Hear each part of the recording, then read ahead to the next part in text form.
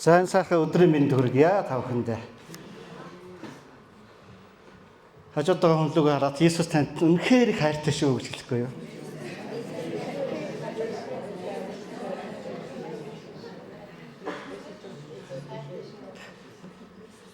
Дахиад хажууд хойд урд байгаа хүмүүс рүүгээ хараад Иесус танд үнэхээр их хайртай шүү гэж хэлэхгүй юу?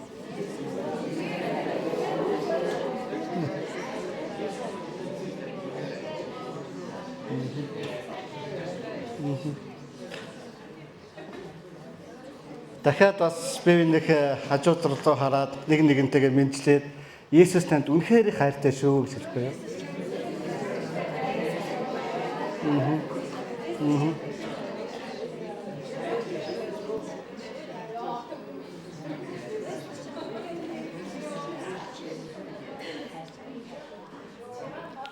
Иесус танд хайртай гэдэгт эргэлзэж байгаа хүн байна уу? Иесус танд хайртай гэдэгт эргэлзэж байгаа хүн байна.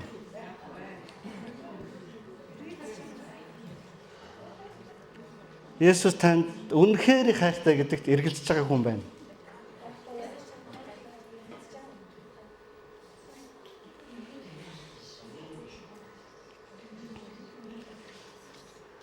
Өнгөрсөн 3-4 хоногийн өмнө бид нар сайн баасан гаргийн орой тэгээд дахин амьсны баяраа тэмдэглэсэн байгаа тийм.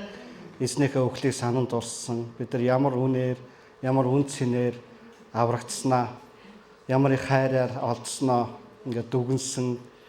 Иесусийн хийгэрээ гэснийг хийсэн, хийхийг хичээсэн ийм өдрүүд өнгөрсөн байна.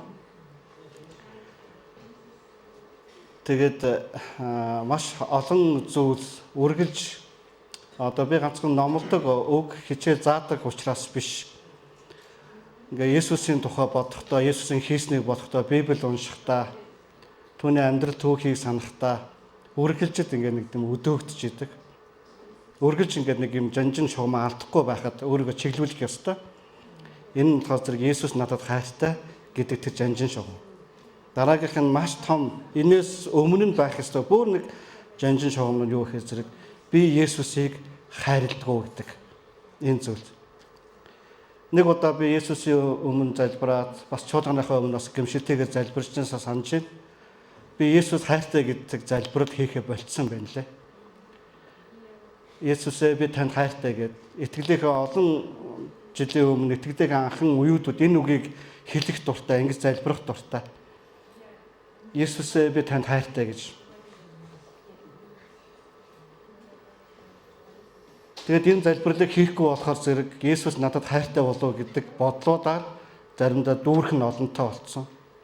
Ямар нэгэн бүтлгүүтүүд, ямар нэгэн санснаар болохгүй байх юм бол, ямар нэгэн зөрчил маргаан гарах юм бол, ямар нэгэн зүйл ингээд нэг тийм миний хэмжүүрт байхгүй байх юм бол эргэлзэж эхэлдэг.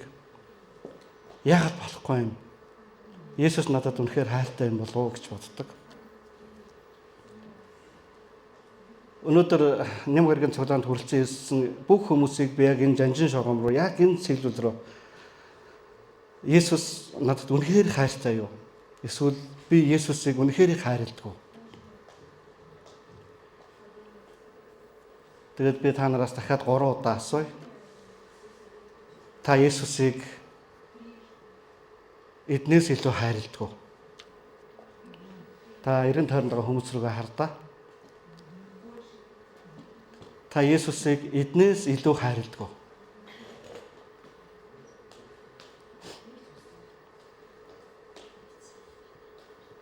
Та Иесусыг эргэн тойронд байгаа хүмүүс рүү дахиад нэг хардаа.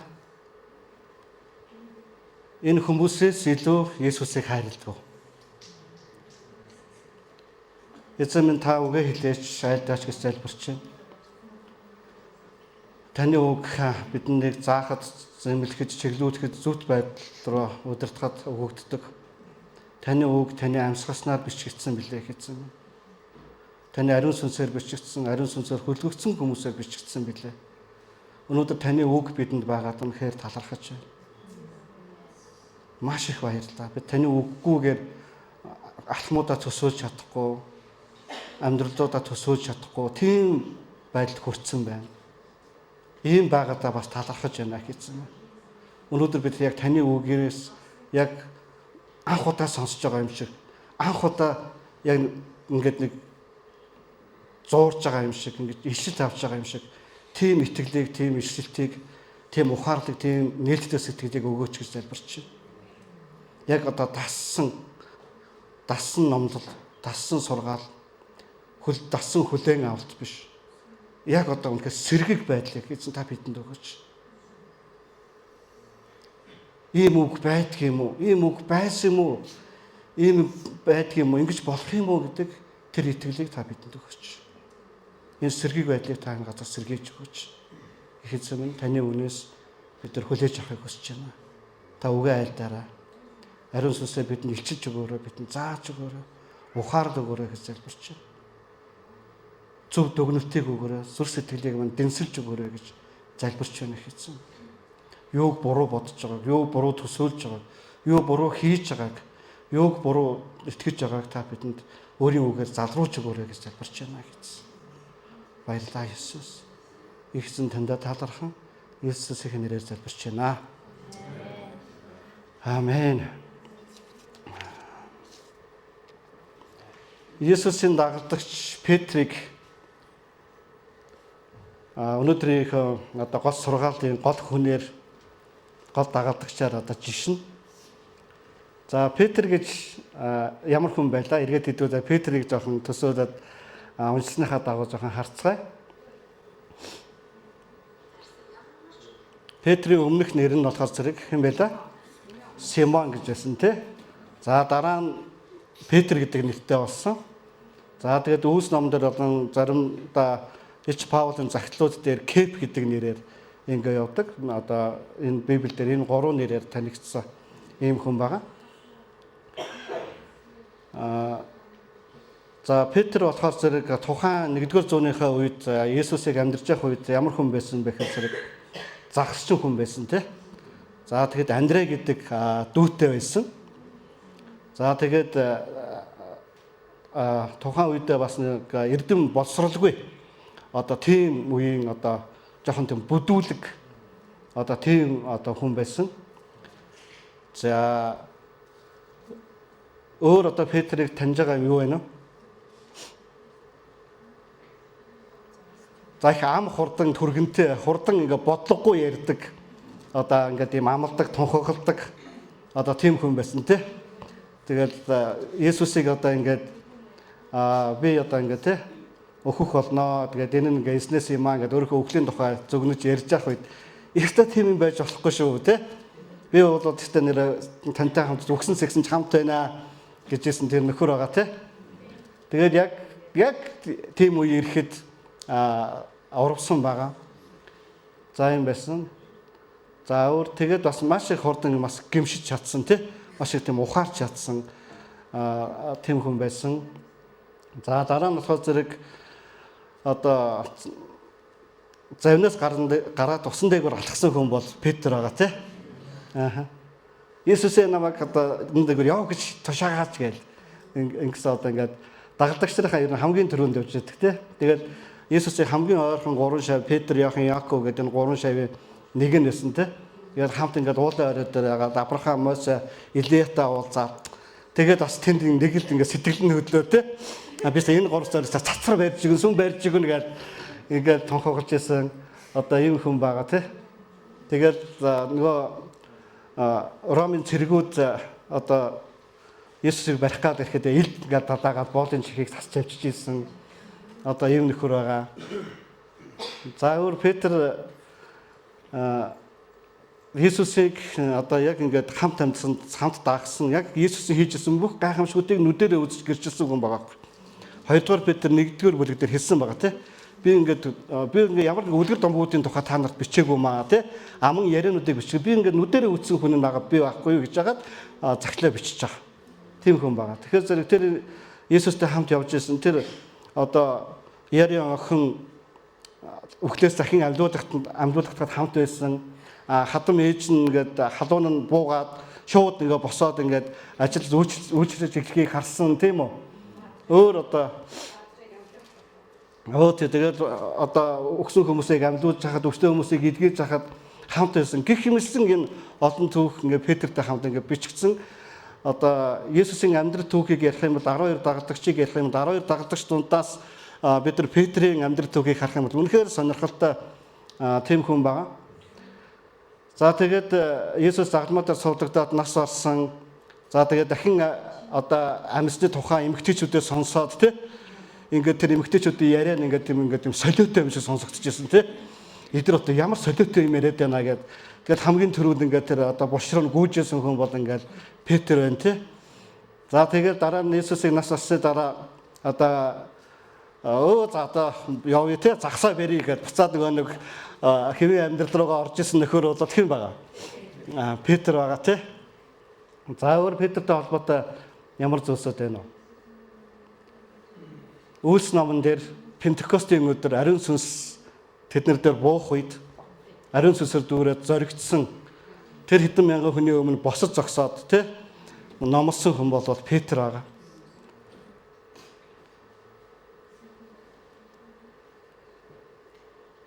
Гэх мэтлэн бид ингээд Петрийг ингээд яах юм бол маш олон зүйлсүүд байгаа. За энэ дотор би Петрийн түүхээс одоо амьдралд нь босон нэг 3 чухал зүйлсийг өнөөдөр та бүхэнд ингээд хуваалцмаар байна. За хамгийн дараачихын нэг чухал зүйл нь юу байгаа гэхээр зэрэг бүгдөө Иохан номон дээр очие. Иохан 6 дугаар бүлэг нуурын нөгөө эрэг дээр зогсож байсан хурсан олон дараа өдөр нь энд ганцаас өөр зав байгаагүй харжээ. Тэд мөн Есүсийг шав нарынхаа хамт завин суугаагүй харин шав нар нь явсныг харав. Эзэн талархал өргөсний дараа хүмүүс талах хийдэж байсан тэр газрын ойролцоо өөр завнууд Тиберээс ирлээ. Тэгээд Есүс шав наранч тэнд байхгүй хараад хурсан олон өөрсдөө завнуудад сууж Есүсийг хаан Капернаумд ирэв. Тэд түүнийг нуурын нөгөө талд олоод түүнд "Раби, та хэзээ энд ирсэн бэ?" гэж Есүс тэдэнд үнээр би та нарт хэлье. Та нар тэмдгүүдийг үтсэндээ намайг хаагаагүй. Харин талах идэж цадсан учраас хайж байна. Та нар мөнхөж устдах хоолны төлөө бус, харин мөнх амин өвд хөргөх хоолны төлөө ажил. Үүнийг хүний хүү та нарт өгөх болно. Учир нь түүнийг эцэг бурхан тамгалсан гэлээ. Тэгтэл тэд түүнд бид бурханы ажлыг гүйцэтгэхийн тулд юу хийвэ гэсэнд Есүс тэдэнд та нар түүний илгээсэн нэгэнд итгэх нь бурханы ажил мөн гэж хариулваа. Есүс олон мянган хүмүүсийг хоолсон, талах загсаар хоолсон, гайхамшиг тэмдэг болсон энэ үйл явдлын дараа энэ зүйл болсон байгаа. За яг тэр талах идэж цадсан яг тэр газартаа хүмүүс ирсэн чинь Есүс болон шавнар нь байгаагүй. За тэгээд тэд нар ингээд бүр хайсан байна хайгаад тэгээд өөр газраас завнууд ирэнгүүтээ завн дээр суугаад ингээд Есүсийн байгаа газар Капернаум хот руу бүр зорин бүр Есүсийг хаан ингээд тэмтэлчин бүгдээр заваа унаад энэ бол ингээд Есүсийг хайж байгаа ирж байгаа сайхан сэтгэл мөн ямар ингээд тэр хүмүүсийг ингээд харахтаа тэдний үйлдэлийг харахтаа Есүсийг хайж байгааг харахтаа ингээд баярлж байгаа. Хүмүүс ингээд сүмд ирж гэн, залбирлын оройд ирж гэн, өглөө өөрийн залбир библи суудлаад ирж гэн ингээд ямар нэгэн дагалдагчийн анги сууж гэн, сүмдээ үйлчлэхээр ингээд магтаатаа бэлдээд ингээд ямар нэгэн байдлаар ингээд Есүстэй уулзах, Есүст үйлчлэхээр ингээд ирж байгаа энэ сайхан сэтгэлүүд энэ гоё зүйлүүд өндөө баг. Тэгээд Есүсийг тэр хүмүүсийг ингээд хайгаад ингээд Есүсийг хайгаад ирж яхад нь та хайцсан бэ гэд Есүс дээр ирж яхад нь Есүсийн өөдөөс нь бараг нэг тийм ус асгаж байгаа юм шиг хариулт тэдний төлөө хэлж байгаа.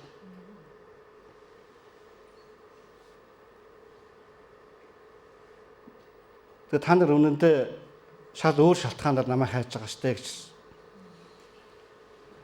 Та нар хэрэгцээнийхээ төлөө намайг хайж штэ. Та нар талах идэж цадсан учраас л та нар намайг хайж штэ гэж.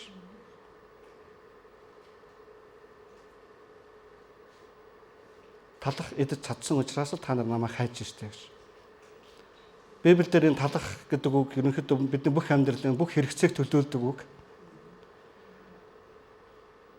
Тэгээд тэд нар ингээд Есүсийн хинбэ гэдэг нь Есүсийн сургаал нь Есүсийн зааж байгаа нь Есүсийн хүсэл нь Есүсийн тэр хоч хараа нь Есүсийн тэр нэг тэмүүлэл нь тэр бүх зүйл нь тэр хүмүүст тийм сонирхолтой байгаагүй. Есүсийн тэдний амьдралд өгж байгаа тэр өгөөж нь тэр үр дүн нь тэдний хувьд маш чухал байсан. Үүний улмаас тэд ингээ бүр Есүс ингээ бүр хайсан баг. Тэгээ бид нар ч гэсэн ингээд юм одоо сүмдээ ирээд байгаа, сүм рүүгөө гүүгээд байгаа, ингээд тэмцэлдээд байгаа, 11 ингээд өргөөд байгаа, өргөлөө өгөөд байгаа, сүмдээ үүсчээд байгаа, цаг наргүй яваад байгаа хүмүүсийг ингээд хараад тэгээд хажуугаас нь станераа ингээд хүч мэдрээд, дэм мэдрээд станераа нэг тий барах гоё өштэй гэж шилмээр заримдаа санагддаг. Гэтэ заримдаа ингээд сүнс ингээд ирчилдэг. Тэр хүмүүс эцсийн түүнд тэр хүмүүсийн амьдралд нь л өөрчлөгдөх нь чухал байдаг. Тэд нар энэ зүйлийг хийснээр амьдралд нь ирэх тэр ивэл нь тэдний амьдралд маш чухал байдаг. Энэ нь тэдний маш одоо амжилт нь ч юм уу Есүсийг дагснаас ирэх тэр амьдралд нь ирэх тэр зүйлсүүдийг тэд нар чухалчилсан явж явах магадaltaй байдаг.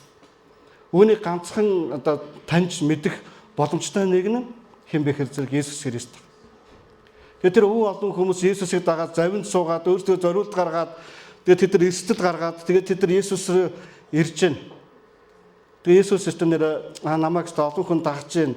Сүм маань дүүрж байна. Системээр гэж бодох болоо гэж бодсон чинь олонх нь тэдний хувьд та нар хэрэгцээнийхээ төлөө намайг дагж штэ гэж хэлж. Тэгээд бид тэгвэл одоо яах юм бэ гэж. Та нар ингээд мөхөж устдах юмны төлөө ингээд тий маш их ингээд тэмцэлддэг явдаг. Та нар үл устдах тэр хоолны төлөө тэр та нар ажиллахгүй юу гэдэг.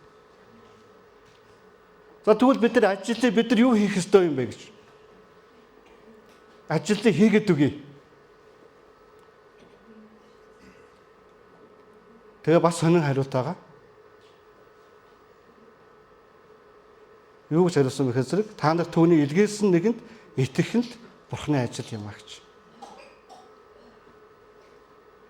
Бид нар хийж байгаагаа итгэлээр хийдэг үү? Бид нар хэнд итгэдэг вэ?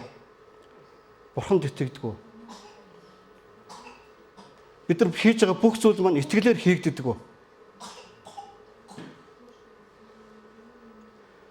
Тэгээд үүний дараа та нар ингээд тийм идэх талхны төлөө ярьж байгаа та нар ингээд өөр тий одоо тийм талхыг та нар идэх ёстой. Та нар миний махыг идэж миний цусыг уух ёстой. Тэгэхэр та нар амьдрах болно гэдэг ийм сургаалыг ингээд заадаг. Тэгээд эн чинь үнэхээр хэцүү үг байна гэд дагалдагч нар ингээд хоорондоо ингээд дүнгэлддэг ингээд гүнгэндэг тий ийм юм яаж байж болох юм бэ? Тэд нар болохоор ингээд мах бодын дагуу бодож байгаа. Тэд нар ингээд махчин амтэн шиг тийм үү тий одоо нөгөө вампир шиг бодож байгаа. Одоо ингээд шууд ингээд Есүсийн цусыг ингээд уун ингээд гүрийг ингээд хазаад ингээд сороод уун махыг нь мөчлөөд ингээд зулгаагаад идэн одоо ингээд тий яг л ингээд нэг тийм одоо махчин шиг одоо ингээд хүний махыг идэх цусыг нь уух юм шиг ингээд төсөөлөд. Тэгээд бүр ингээд тийм төрлөх тийм характертай араншинтай юм байна. Гэтэл тэгээд ийм болохоор тэдний хувьд болохоор энэ үг үнэхээр хатуу сонсогдсон юм байж болохгүй гэж тэд бүр ингээд хоорондоо ингээд ярилцсан ингээд дүнгэлэлсэн гүнгэнэлсэн. Тэгээд цаашаа унших юм бол 60 дугаар ишлэл дээрээс тэд үүнийг сонсоод дагалдагчдын олонх нь энэ чинь хэцүү үг байна. Хэн үүнийг сонсож чадах вэ гэцгээ. Харин Есүс үүний тухай дагалдагчдын гүнгэнэлтгийг мэдээд тэдэнд энэ та нарыг бүдрүүлчих үү гэсэн.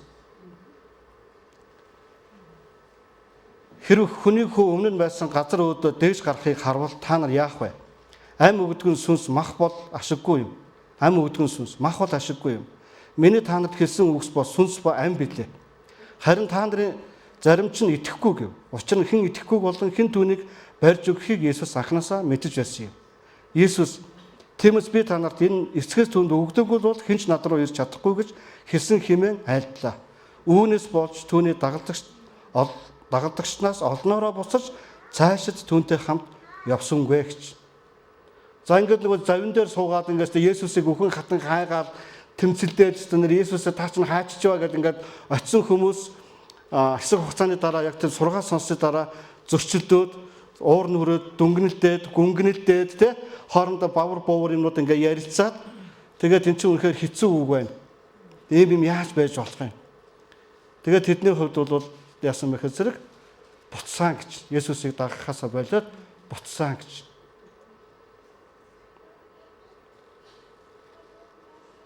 Тэгээ одоо сонирхолтой нь Есүс 12-даа асуусан байна. Та нар бас явахыг хүсэж байна уу гэхэд. За одоо нөгөө бидний одоо гол өнөөдрийн жишг болгож байгаа дагалдагч маань хэн бэлээ? Петр. Петр бол өрөнд хамгийн түрүүнд их асуудаг хүн баг. Хамгийн түрүүнд бодлоо ярьдаг. Петр заримдаа ер нь бодохгүйгээр ярьдаг баха. Тэгээ бодно ингээ шууд ингээ ил явж яадаг те. Тэм хүмүүсийг мэдхүү. Тэ?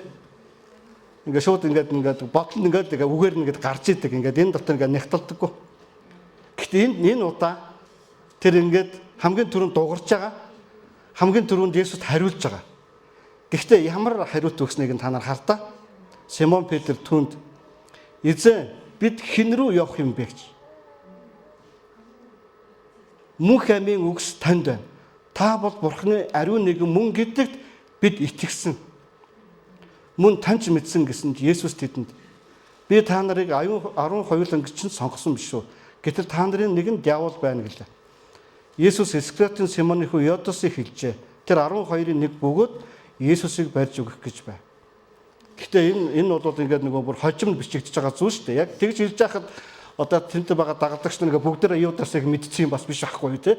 Тэгээ энэ урах юм байна да гэд. Одоо ингээд та нар энэ дотор байгаа хүмүүс хараад энэ дотор энэ хин нэг нь урууч гэж хэлж чадах уу? Одоо энэ ч одоо намайг барьж өгөндөө гэж бодож байгаа хүн байна энэ дотор. Байхгүй шүү дээ тий. Яг энэ үед ингээд тэнд байгаа 12 дагалдагч бүгдээрээ энийг ингээд мэдчихсэн юм бас биш аахгүй тий. Тэ. Тэгээд Петр энэ дотор үнэхээр нэг чухал зүйл хэлсэн. Энэ чухал зүйл бидэрт ичлэгдсэн, энэ чухал зүйл бидэрт байгаа юм. Бид нар бусадтай адилхан гүнгэнэлтгүй, бусадтай адилхан бутнахоо. Бусадтай адилхан чинь хэцүү сургаал байна, хэцүү үг байна. Ийм юм яаж байж болох юм гэх үү. Тэгээ нэг өдөр ингээд гүнгэнсээр агаад яваад өгөх. Энэ хаалгаар гараад яваад өгөх тий? Чи хэцүү үг байна. Миний оюуханд хүрэхгүй юм байна. Дахад хэцүү юм байна, нийцэхгүй юм байна. Боломжгүй юм байна гэж бодох уу. Харин Симон Петр хэлсэн. Та нар бас явахыг хүсэж байна уу гэж Есүс асуусан. Та нар бас явмаар юм. Та нар бас явмаар юм. Тэгээ Симон Петр хаашаа бид хэн рүү явах юм бэ гэж. Эзэн бид хэн рүү явах юм бэ? Мөнх амийн үгсэл танд байна гэж. Та бол Бурхны ариун нэгэн мөн гэдэгт бид итгэсэн. Мөн таньж мэдсэн гэсэн. Харин Есүс юу гэсэн бэхээр энэ дотор байгаа бүх хүмүүс ийм итгэлтэй биш. Энэ дотор надаас уруух намайг барьж өгөх хүн байгаа гэж хэлж байгаа.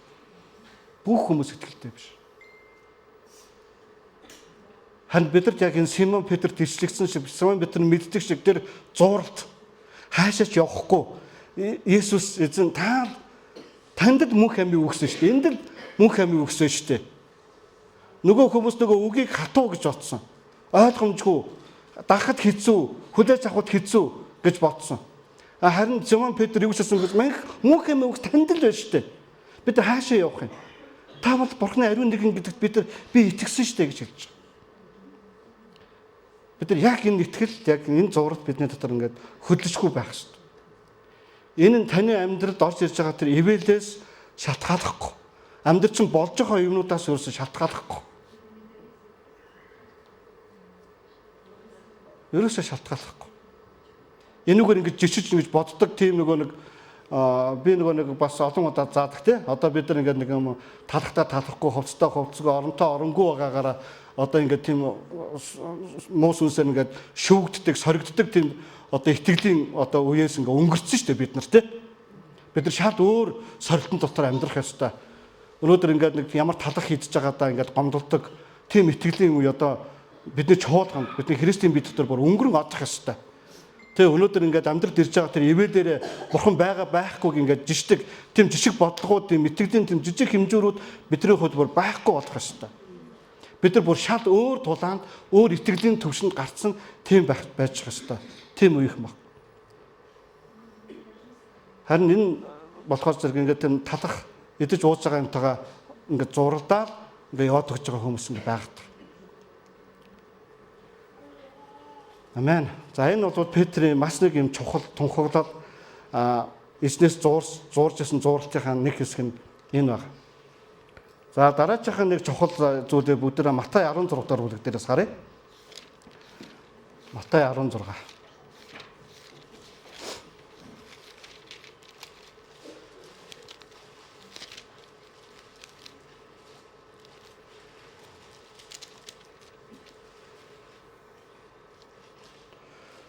Дугаар эшлэлээс.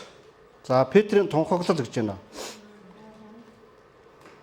Цэзэр Филиппийн нутагт Есүс ирээд шав нараасаа хүмүүс хүний хүүг хэн гэж ярьж байна гэж асуухад тэд зарим нь Баптист Иохан, зарим нь Илия, харин зарим нь Иремья эсвэл иш үзүүлэгчдийн нэг гэдэг гэвэл тэр харин та нар намайг хэн гэж хэлэх вэ гэсэн Симон Петр. Та бол Христ, амьд Бурхны хүү мөн гэв. Есүс түүнд хариулна. Йонагийн хүү Симон, чи ерөөлтөө юу? Учир нь үүнийг чамд мах цус нь биш, харин тэнгэр дэх эцэг минь илчилсэн юм. Би мөн чамд хэлье. Чи Петр. Энэ хадан дээр би чуулганаа босгох өгөөд түүнийг үхэгчдийн орны хаалгах дийлэхгүй. Би чамд тэнгэрийн хаанчлалын түлхүүрийг өгнө. Чи газар дээр юуг холбоно, тэр нь тэнгэрт холбогдно. Газар дээр юуг тайлна, тэр нь тэнгэр таалагдах болно гэд. Тэрээр Христ гэдгийг нь хэнд ч хэлэх хэмээн шав нартаа тушааваа гэж. За бас ингээд Есүс дагалдагч нартайгаа ярилцсан яриа асуусан асуулт хариулсан тэр хариулт явж байна те. За энэ дотор одоо бас л хариулт өгж байгаа нөхөн хэн бэ? Петр байна те. Гэхдээ Петр айхтар хариулж байгаа шүү. Тэр эрдэм мэдлэггүй, босралгүй, тэр бүдүүлэг загсчин, тэр бодлогогүй ярьдаг. Тэр хамгийн түрүүнд баб гэдэг тий хамгийн түрүү шийдвэр гаргадаг. Ингээд мөс хагалдаг. Ер нь ингээд нэг тийм одоо төрлийн хүн байгаа. Гэсэн мөртлөө Есүсийн хариулсан хариултнуудад ингээд нухацтай хариулдаг байгаа. Энэ одоо Петр ингээд хилчлээд үг юмээр тийм хариултууд яваад байгаа байхгүй юу? Яг Петрийн тэр хүмүүс арын шинг нь бодоод, босрлыг нь бодоод, нэг туус амьдралыг нь нөхцөл байдлыг нь хараад Петрээс гарахааргүй тийм тунхаглал байгаа байхгүй юу? Гэтэл энэ хариултууд нь Есүс бас таалагдаад байгаа. Гэхдээ энэ дотор бас нэг зүйлийг бид нар эндээс олж харж байна. За хүмүүс Есүсийг хэн гэж ярьсан гэж байна?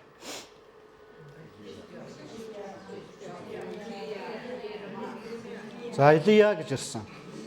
Иремья. За нөгөө нэг Баптист Иохан баха. Эсвэл иш үзүүлэгчдийн нэг баха гэж ингэж ярьсан гэж. За энэ хүмүүс Есүсийг ямар нөхцөл байдал дээр дүгнсэн дүгнэлтөө. Юун дээр болж Есүсийг ингэж хэлсэн бэ? Гайхамшиг тэмдгүүдээс нь болж, зааж байгаа сургаалаас нь болж, амьдралд нь ирж байгаа тэр үр дүнгээс болж, тэр ивэлээс болж, тэр олон зүйлүүдээс болж ингэж байгаа. Илия бол үнэхээр гайхамшигыг үлддэг хүн байсан тийм үү? Иохан Баптист бол үнэхээр мундаг сургаал заадаг, баптизм хүртээдэг, хүмүүсийг гэмшрүү дагуулсан үлгэр жишээч хүн байсан. Иремья бол үнэхээр бурханд хайртай иш үзүүлэгч байсан.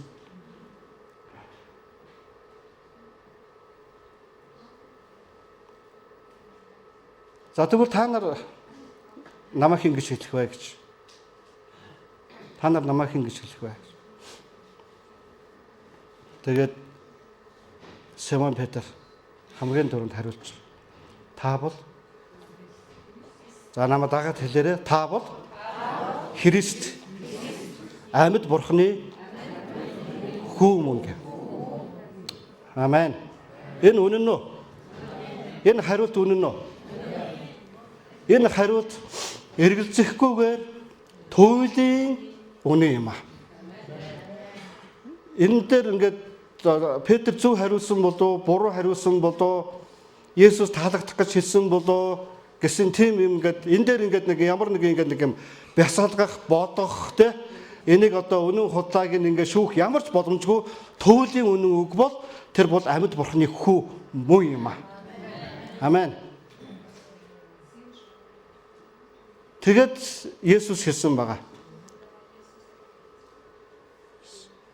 Петрэ, Симоно өөнийг чамд хэн илчилсэн гэж. Энэ ингээд мах цусаар боломжгүй маа. Энэ нь тэнгэрдэх эцэг түүний сүнс энийг илчилж өгсөн байхгүй гэж. Энэ илчлэлт энэ чуулганы суурь байх болно. Энэ илчлэлт таны итгэлийн амьдралын суурь байх болно. Энэ бол ингээд хөдөлшгүй хад мэд итгэл илчлэлт бол энэ юм аа. Танд ийм илчлэлт байна уу? Энэ илчлэлтээс болж үхэж болох. Энэ туйлын үнэний төлөө, энэ тунхаглалын төлөө ингээд зогсож чадах тэр итгэл, тэр илчлэлт бидэнд өгөгдөх ёстой байхгүй. Энэ нь болохоор зэрэг ингээд нэг ямар нэгэн ингээд нэг тийм одоо сайхан сэтгэлээс ирдэг, мах бодоос ирдэг, мах цуснаас ирдэг, ямар нэгэн тийм зүйлүүдээс ирдэг зүйл биш. Энэ болохоор зэрэг юунаас ирдгүйхээс зэрэг энэ болохоор зэрэг ариун сүнсээр бидэнд илчлэгдэх тэр илчлэлт байхгүй. Тэгээ энэ илчлэлтийг ерөөсөө юу ч няцааж чадахгүй, юу ч зогсоож чадахгүй, юу ч өөрчилж чадахгүй тийм илчлэлт байхгүй. Энийг юу дийлэхгүй гэсэн энэ илчлэлтийг үхлийн орны хаалгач юуг дийлэхгүй маа гэсэн байна. Хүмүүс ер нь үхлийг болоод хүчтэй гэж бодоод байгаа тийм. Үхэл болоод ингээд ер нь бүх юм ингээд сүрүүдэг, устгадаг, ингээд зогсоодог гэж бодоод байгаа. Харин бид нар болохоор зэрэг юунд итгэдэг вэ гэхээр зэрэг үхэл бол зүгээр бидний дараагийн амьдрал руу шилжин орох нэгэн босго. Хамгийн сүүлд устгагдах дайсан бол үхэл юм аа. Хамгийн сүүлд устгагдах дайсан бол үхэл. Христ итгэж хүн үхэн гэдэг нь үхлийг ялан дийлж байгаа гэсэн үг юм. Үхэлд ялагдж байгаа гэсэн үг бол ерөөсөө биш байхгүй юу? Ингээд дуусж байгаа юм биш. Үхэл ирээд түүнийг ингээд залгаад ингээд авчиж байгаа юм биш. Энэ болохоор зэрэг ингээд дараагийн одоо итгэлийн амьдрал руу дараагийн одоо бурхны хаанчлал руу тавтаа морилоо гэсэн тэр хаалга байхгүй. Энэ итгэж хүмүүсийн хувьд бол энэ ийм итгэл байх шүү. Энэ үхэл бол бидний хувьд бол биднийг дийлж байгаа юм ерөөсөө биш. Итгэж хүн үхэн гэдэг бол ялагдж байгаа юм биш. Амен. Энийг Есүс бүр ингээ өөрийнхөө амьдралаар ингээ бидэнд тод сумрал харуулсан. Бид нар энийг түүний үхэл ба дахин амьдралтын баяраар бид нар ингээд бүр тодорхой ойлгоцсон тийм. Бид нар ингээд өглөөс ингээд чөлөөдгсөн, өглөөс ингээд айдаггүй, өгчүүд яана гэж бодож амьдрдаггүй, өгчин штэ гэж алхам хийдэггүй тийм хүмүүс болцсон байгаа. Амен. Өглийн орны хаалга бол үнэхээр дийлэхгүй. Тэр итгэлийг Иесус бол та бол амьд бурхны хүү мүү юм аа гэж хэлэх. Энэ ариун сүнсний илчлэлт үнэхээр чуулганы суурь юм аа. Өнөөдөр маш олон тунхаглалууд, маш олон ойлголтууд, маш олон нийгмийн тогтолцоонууд байсан. Социализм, коммунизм гэдэг нэг ленинизм, марксизмын сургаалууд гэдэг нэг айхтар том нийгмийн тогтолцоо. Эсвэл капиталист үзэл, эсвэл феодализм, эсвэл боолын нийгэмүүд тухайн үедээ гарч ирсэн энэ бүх нийгмийн тэр тогтолцоонууд өөр гэсэн тунхаглалтай, өөр гэсэн итгэл үнэмшилтэй тэд нар өөр гэсэн ингээ нэгэмт ингээ тэд нар өөрсдөө яг ингээ мөнх юм шиг ингээ бат ингээ суурдагдсан юм шиг ингэж бодож ирсэн байгаа. Одоо ч гэсэн энэ ардчлалыг хамгийн сайн тогтолцоо гэж бодож байгаа. Гэтэл ардчлал бол бидний туйлын одоо энэ нийгэмдэр хамгийн туйлын тогтолцоо бол ерөөсөө биш. Тэгэхээр Христ итгэгчдийн хамгийн туйлын тогтолцоо Бурхны хаанчлал юм аа. Тийм учраас бид нэр дээрээс хүсдэг. Бид нар Бурхны хаанчлалыг хүсдэг. Есүс хаантай тэр тогтолцоо бол мөнхийн хаанчлал, мөнхийн тогтолцоо юм аа. Түүнийг дийлэх хүч гэж байхгүй. Үхлийн хүч гэж байхгүй. Үхлийн орны хаалга гэж байхгүй юм аа. Амен. Үд ганхах хаанчлалыг бид нар өвлөн авсан тийм хүмүүс байхгүй юу? Тийм учраас ингээд бид нар ингээд нийгмийн ороо босгоо байдаг, нийгмийн салхинд ингээд шидэгддэг, нийгмийн тогтолцоон дотор ингээд нэг тийм гуйж давдаг итгэлийн хүмүүс биш. Бид нар тэнд дээгүүр амьдардаг, бид нар Бурхны хаанчлалыг тэнд зарчмаар амьдардаг хүмүүс байна. Амен. Бидний дотор энэ сүнс энийг өлчилж өгөөсэй. Бид нар ингээд өнөөдөр яг тэр Есүсийг зүгээр нэг тэр гайхамшиг тэмдэг үйлддэг гэдгээр нь хардаг итгэгч нар битгий байгаасаа. Тэр нэг Илия шиг, тэр нэг Иремья шиг гэдэг тэр өнцгөр нь тэр хүмүүсийн тэр категори дотор тэр хүмүүсийн итгэл үнэмшил дотор байдаг тийм итгэлийн хүмүүс биш байгаасаа. Бид нар үнэхээр Есүс Бурхны хүү гэдэг тэр туйлын үннээс амьдралдаа ингээд илчлэлт ингээд авсан, ариун сүнстэй нөхөрлөдөг, ариун сүнсээс хүлээж авсан тийм нүд багасаа. Амен. Энэ бол одоо үнэхээр устж үл болох, алга болохгүй тийм итгэл юм аа. Амен.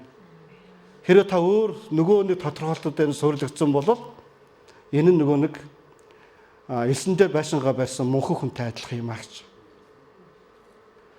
Бороо ороод салхи шуураад тий ингээд нүтгэд тэгээд тэр элстэйгээ хамт урсаад алга болох тийм итгэлийг ингэж хэлж байгаа. Харин бид нар болохоор зэрэг яг Бурхны үгэн дээр суурилагдсан. Тэгээд энэ үгийнхээ төлөө үхэж чадах, хавчигдаж чадах, гүтгэгдэж чадах, доромжлогдож чадах, ад үзэгдэж чадах. Тийм үү? Ингээд хилүүж чадах, дорд үзүүлж чадах тэр итгэлийн үеийнх юм бол энэ итгэлээс болж ирдэг.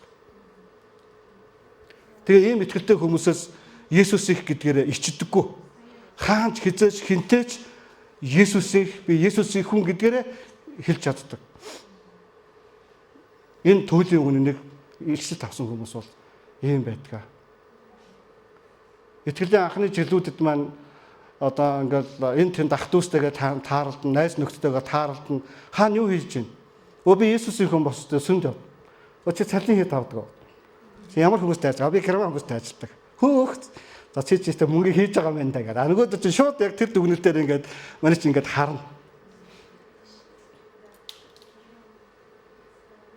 Тэгээд ингээд итгэлийнхэн жилүүдэд ингээд авдаг цалингийнхаа тоог тэдэнд хэлэхдээ ичнэ. Амьдрах газар гэр оронгоо хэлэхдээ ичнэ. Ундаг машин тэрэг амьдралынхаа тэр хэмнэл өмсөж зүүж байгаагаа тэдэнд ярихдаа ингээд ичнэ. Яагаад гэвэл нэг иччил байхгүй. Яагаад гэвэл нэг Илия шиг, Иремья шиг эсвэл ямар нэг амьдралд нэг тийм ивэ дэмшиг болсон тэр зүйлүүдээр хүмүүсийн амьдралын тодорхойлолт өөрийнхөө тодорхойлолт нь тэр мөн үү? Тэрний төлөө өр тавьдаг, тэрний төлөө өхөн хатан тэмцдэг, тэрний төлөө өхөн авдаг, тэрний төлөө доромжилдаг, тэрний төлөө хэд хахуул авдаг, тэрний төлөө худал ярьдаг. Энэ тодорхойлолттой байхын тулд тэд нар энэ бүх зүйлүүдийг хийдэг.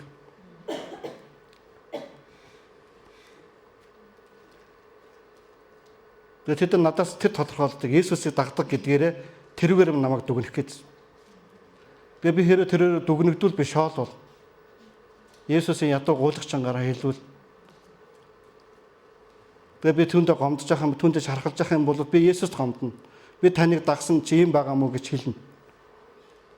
Харин энэ үг миний дотор иччит байвал энэ бүхэн надад ингээд нэг тийм одоо өөрийгөө барьж байгуулах хүмүүсийн өмнө одоо хоёр нүүрлэх царайгүй тийм итгэлийн хүн болно. Амен.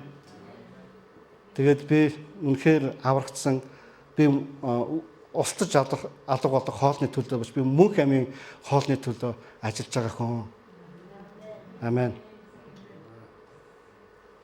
Тэгээд энэ чуулган асын хараа дуудлагатай хүрч үеийн туршид бидний энэ өөрсдөө Монгол чуулганыг эхлүүлсэн нэг ч мэдэхгүй түүхийг маань ч мэдэхгүй тэр үеийнхэн гарч ирэх үе хүртэл Есүсийг ирэх хүртэлх энэ чуулган оршин тогтнох явах ганцхан шалтгаан нь энэ ичлэлт юм аа. Амен. Түүнээс бол гоё магтаалт нь гоё биш. Гоё байр нь гоё биш. Хүмүүс нь гоё биш. Бид нар хүмүүсийн сайхан сэтгэл дээр энэ сүм явахгүй. Хүмүүсийн сайхан сэтгэл дээр явах гад тэгээд хүмүүсийн сайхан сэтгэлээс гомдоод явдаг хүмүүс итг. Тэр надтай мэдлэг. Тэр надад өнөөдөр өгөөгүй. Тэр надад гар тавьж залбираагүй. Тэр надад ингэ сайхан хандаагүй. Тэр надад ингэ нэг тийм таатай сэтгэлээр төрүүлээгүй. Энэ бүхний ингэ тийм хүн дээр хүний юмн дээр ингэ тогтцсон итгэл явж идэг. Харин итгэл та энэ чуулганд явж байгаа таны эрх шалтгаан нь таны итгэл үнэмшлийн бат суур нь энэ Петрийн тунхаглал дээр явж байгаа шүү. Би бол бурхантай хүн. Миний бурхан бол амьд. Түүний хүү Есүс бол аврагч юм аа. Амен. Энэ ганхахгүй үнэн дээр, энэ ганхахгүй итгэл үнэмшил дээр зогсож чаддаг тэр итгэлийн хүн та байгаа чи. Амен. Тэгвэл энэ дотор байгаа тэр хүмүүсийн ааш аягууд таны хувьд нэг тийм одоо чухал биш болно. Бид тэр бурхнаас идэж уудаг, түүний махыг иддэг, түүний цусыг нь уудаг, тэр итгэлийн үеийнхэн болно. Бид тэр хүмүүсээс идэж уудаг, хүмүүсийн арын шин иддэг. Тийм ингээд сэтгэл зүйтэй хүмүүс бид тэр байхгүй, бид тэр итгэлийн хүмүүс байх болно. Амен. За дараагийн маш чухал зүйлийг бүгдээр хамтдаа уншъя. Иохан 21-р бүлэг. За одоо нэг хамгийн түрүүнд асуусан асуултан дээр очих байгаа. Есүс Петр хоёрын хоорондын яриа. Иохан 21-р бүлэг 15 дугаар эшлэл. Тэднийг өглөөний хоолоо идэж дуусгаад Есүс Симон Петрт Иохны Симоно чи намайг эднээс илүү хайрладгүй гэж асуухад тэр тийм ээ эзэн танд хайртайг минь та мэднэ гэв. Есүс түнд хоргонуудыг минь тижээглээ. Дахин Есүс хоёр дахь удаага түнд Иохны Симоно чи намайг хайрладгүй гэхэд тэр түнд тийм ээ эзэн танд хайртайг минь та мэднэ гэв. Есүс түнд хондийг минь хариул гэлээ. Есүс түнд гурав дахь удаага Иохны Симоно чи намайг хайрладгүй гэв. Чи намайг хайрладгүй гэж тэрээр гуравтаа асуусан учраас Петр гониглоо. Тэр эзэн та бүх юмсыг мэддэг. Танд хайртайг минь та мэднэ гэв. Есүс түнд хондийг минь тижээ. Үннээр би чамд хэлье. Чи залуу бахтай бүсцээ өөрөө бүслээ. Аль хүссэн зүгтээ явдаг байсан.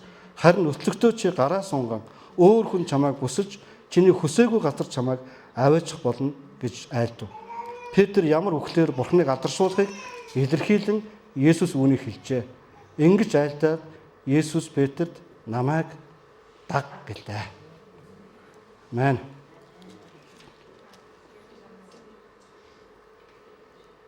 Есүс Петрт асууж байгаа энэ асуулт маш гүн гүнзгий. Тэгээд энэ асуулт хариулт бидний амьдралын, итгэлийн амьдралын Есүст үйлчлэхийн, чуулганд үйлчлэхийн маш том учир шалтгаан энэ дотор явж байгаа.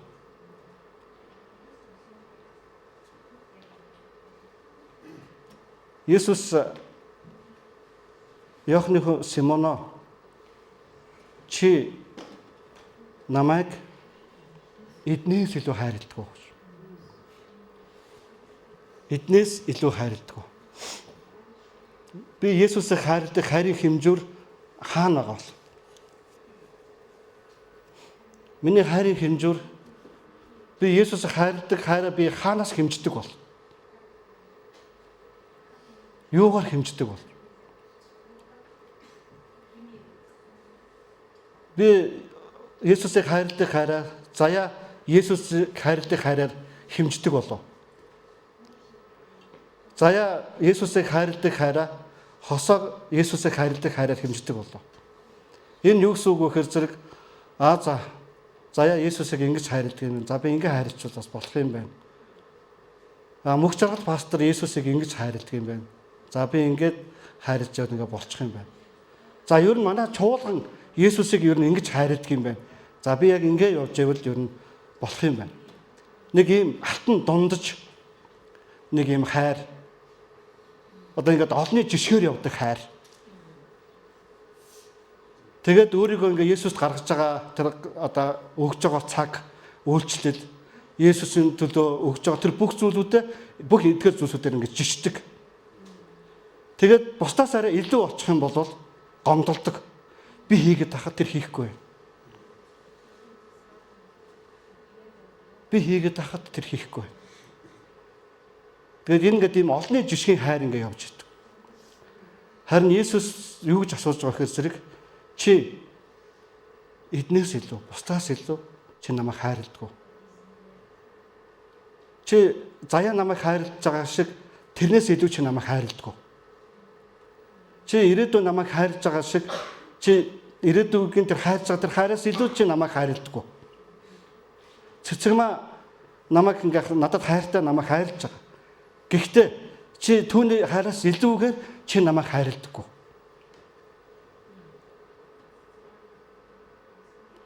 Тэр дундаж, алтан дундаж тэр хүмүүсийн жишг хайр дотроос Есүс Петрийн хайрыг татаж гаргаж ирээд тэр хайрыг ингээд онцлоод тэгээд чиний хайр ингээд жишиж болохгүй хайр юм аа.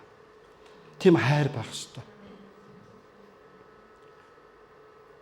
Ингээд явж игэл болно гэдэг тийм хандлага байж болохгүй.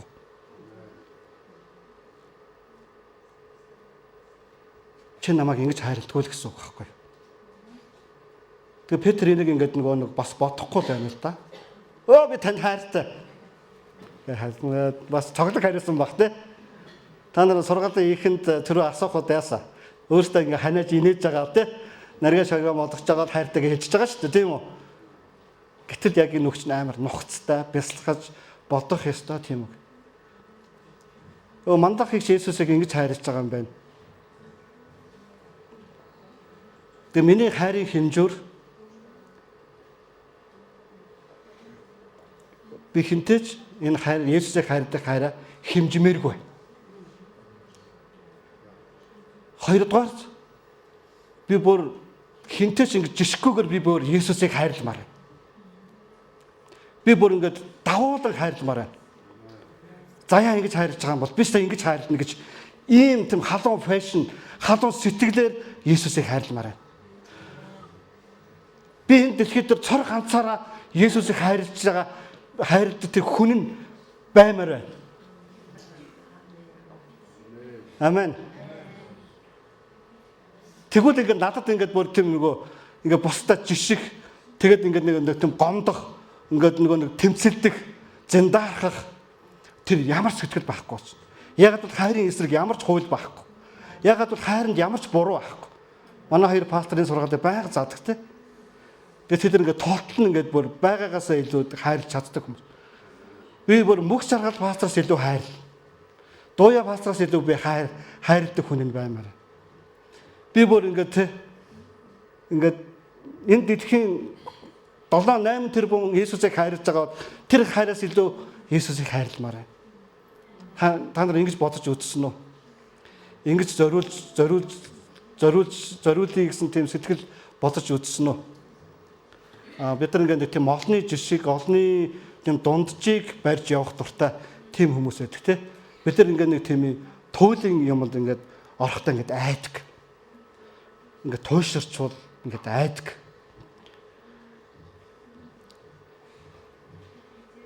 Тэгээд Петр бол энэ гурван зүйлсээр ингээд туйширсан хүн байхгүй. Есүсийг хайрлахын төлөө туйширсан. Есүс хинбэ гэдэгтээ туйширсан. Есүсийн үг сургаал дээр туйширсан. Таны үг мөн хэмээн өгсөн штэ гэж ингэж туйширч ингэж зогсож чадсан. Таны үгсэлд энд байхад хангалттай би танаас зуурна гэж хэлж чадсан. Тэр Петр. Та амьд бурхны хүн мөн та бол аврагч гэж хэлж чадсан. Тэр ишигдсэн тэр итгэл. Тэгээ бусдаас илүү Есүсийг хайрлна. Тэр Есүсийг хайрлахгүй байвал би хайрлахгүй байж чаддаг тийм зүр сэтгэлтэй биш. Хинч Есүсийг хайрлахгүй байсан ч хинч Есүсийг дагахгүй байсан ч би ганцаараа хайрлна, Есүсийг дагна гэдэг тэр итгэлтэй тэр тийм итгэлийн хүн болох. Есүс ингэж Петрийг ингэж хэлбэрж өгсөн. Есүс биднийг ингэж өсгөж, ингэж хэлбэржүүлж, ингэж өсгөхийг хүсэж байна. Ийм чуулганы энэ ийм алтан дунджийн итгэл, алтан дунджийн одоо нэг тийм олныг хамарсан жишгийн одоо тийм одоо байдлууд. Тэгээ энэ нь болохоос ингээд нэг юм одоо ингээд халирдаг. Одоо хүн ингээд одоо олонгоор ингээд хөдөлдөг. Хүмүүс ингээд бовтнаад гүнгэнэлдээ энэ чинь хэцүү үгэнтэй ба гэдэг ингэнгүүт нэгэ тэр олонхын дотор орж чаддаг. Тэгээ адилхан гүнгэндэг, бовтондог. Тэгээд Петр шиг ингээд зогсож чаддаггүй. Үгүй. Энэ мөн хамын үгс энд л байна. Би явахгүй. Би танаас зуурна гэдэг. Тийм итгэлийн одоо тийм одоо тойширсан итгэл байж чаддаггүй.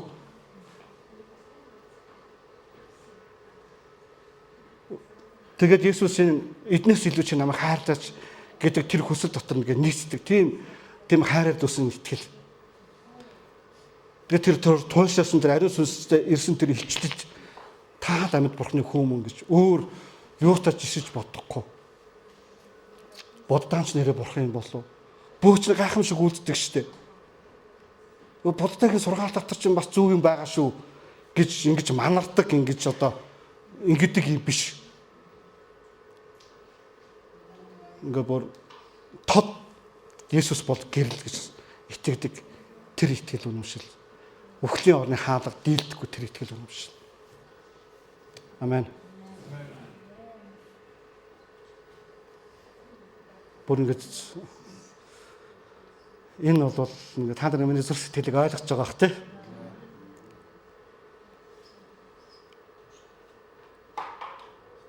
Тэгвэл та Есүсийн төлөө үйлчлэхдээ бид таны амнаас гомдос сонсохгүй. Би ядраад байна гэдэг үг сонсохгүй. Би илүү их хийгээд дээ штэ гэж нялцдаггүй. Тэр хийхгүй байж штэ гэж бусдыг буруутгаж шүүдэггүй.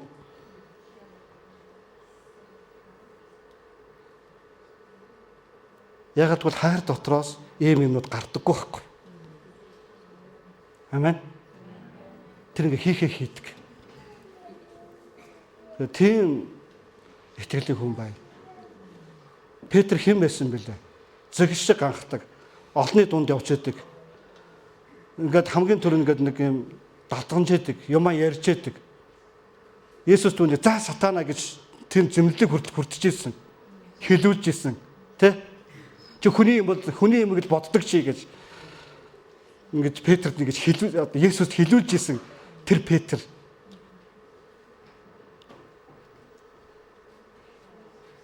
Халелуя. Энэ Христ итгэлийн үндсэн маш гурван чухал одоо ойлголт юм аа.